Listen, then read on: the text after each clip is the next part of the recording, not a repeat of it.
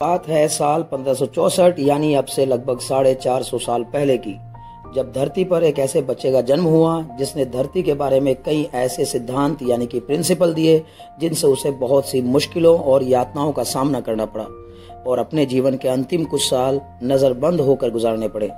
जी हाँ, हम बात कर रहे हैं महान खगोल शास्त्री, भौतिक विज्ञानी और गणितज्ञ गैलीलियो गैलीली की, जिन्होंने अपने टेलीस्कोप यानी दूरबीन के आविष्कार के लिए सारी दुनिया में तहलका मचा दिया। विज्ञान के सिद्धांतों का समर्थन करने के लिए उस समय के सबसे ताकतवर रोमन कैथोलिक चर्च से टकराने वाले इस वैज्ञानिक ने बहुत से ऐसे सिद्धांत प्रतिपादित किए जिन्हें उस दौर की धार्मिक मान्यताएं मानने के लिए राजी नहीं थी। गैलीलियो गैलीली के मरने के लगभग 300-350 साल बाद उनके सिद्धांतों को सही माना गया और उस समय गैलीलियो गैलीली को दी गई सजा को गलत ठहराया गया। आइए जानते हैं गैलीलियो की जिंदगी के कुछ ऐसे रोचक पहलू जो आपको भी हैरान कर देंगे।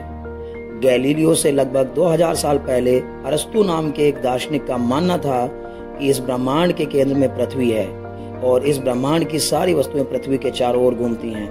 अपने जीवन के शुरुआती दिनों में गैलीलियो भी इस सिद्धांत का समर्थन करते थे, मगर अरस्तु के बाद एक महान वैज्ञानिक निकोलस कोपरनिकस ने अरस्तु के सिद्धांत के विपरीत बात कही, यानी उन्होंने ब्रह्मांड के केंद्र में पृथ्वी को न मानकर ब्रह्मांड के केंद्र में सूरज को माना और ब्रह्मांड में मौजूद सभी बड़े पिंड सूर्य के चारों ओर चक्कर लगाते हैं। ये बात निकोलस कोपरनिकस ने कही। एक बार गैलीलियो के कुछ शिष्य बड़े वैज्ञानिक सम्मेलन में भाग लेने पहुंचे जहां निकोलस कोपरनिकस के सिद्धांतों की व्याख्या होनी थी। क्योंकि शुरू में गैलीलियो भी ब्रह्मांड के केंद्र में पृथ्वी के होने को ही मानते थे, इसलिए गैलीलियो उस सम्मेलन में नहीं गए जहां कोपरनिकस के ब्रह्मांड में सूर्य के होने की थ्योरी की व्याख्या होनी थी।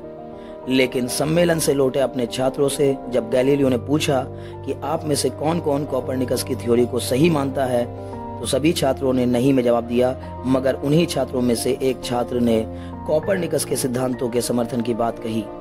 उसने कहा कि उसे कोपरनिकस के तर्क सही लगे और यहीं गैलीलियो के मन में कुछ खटका। अपने उस अकेले छात्र की बात से प्रभावित होकर गैलीलियो ने कोपरनिकस के सिद्धांतों को पढ़ना शुरू किया। यहीं से शुरू होता है वो सफर जिसने गैलीलियो को रोमन कैथोलिक चर्च के सामने लाकर खड़ा कर दिया। उस समय रोमन कैथोलिक चर्च की मान्यताएं थी कि धरती ही ब्रह्मांड के केंद्र में है। अब हुआ यूं कि गैलीलियो भी कोपरनिकस के सिद्धांतों को सही मानते चले गए और सूरज के ब्रह्मांड में होने का समर्थन करने लगे। यहीं से रोमन कैथोलिक चर्च और गैलीलियो के बीच एक झगड़ा पैदा हो गया और साल 1615 में उन्होंने एक खत में लिखा कि प्रकृति यानी कि नेचर को इस बात से कोई फर्क नहीं पड़ता कि मनुष्य उसके नियमों को मानता है या नहीं मानता है। इसी खत में गैलीलियो ने यह भी लिखा कि बाइबल में लिखा कुछ भी गलत नहीं है, लेकिन प्रकृति के नियम में भी गलत नहीं है, और अगर प्रकृति के नियम और बाइबल में लिखी बातों में टकराव होता है तो हमें बाइबल के सूत्रों की व्याख्या को बदलना होगा। बस यही बात रोमन कैथोलिक चर्च के एकदम खिलाफ चली गई। तारीख थी 22 जून 1633।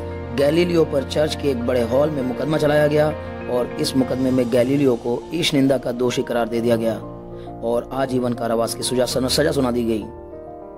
बाद में इस आजीवन कारावास को नजरबंदी में तब्दील कर दिया गया। कुछ लोगों का यह भी मानना है कि उन्होंने सजा मिलने के बाद भी यही कहा कि मुझे चाहे भले ही सजा दे दो, लेकिन सच यही है कि पृथ्वी ही सूर्य के चारों ओर चक्कर लगाती है और सूर्य ही ब्रह्मांड के केंद्र में मौजूद है। सजा के बाद के सारे साल उन्होंने नजरबंद रहकर गुजारे और साल 1642 में उनकी मृत्यु हो गई और अंत हुआ उस सदी के एक महान भौतिक विज्ञ और गणितज्ञ का। ये गैलीलियो की जिंदगी की कुछ घटनाएं हैं। ऐसी ही और भी बहुत से रोचक किस्से हैं गैलीलियो की जिंदगी के।